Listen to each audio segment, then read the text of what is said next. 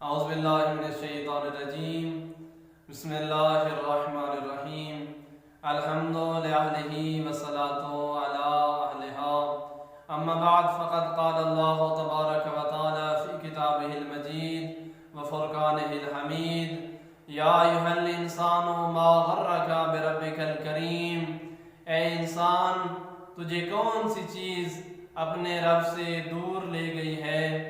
انسان اس دنیا میں کوشش کرتا ہے کہ میرا نام اونچا ہونا چاہیے، میرا لباس اچھا ہونا چاہیے، میرا مکان خوبصورت ہونا چاہیے۔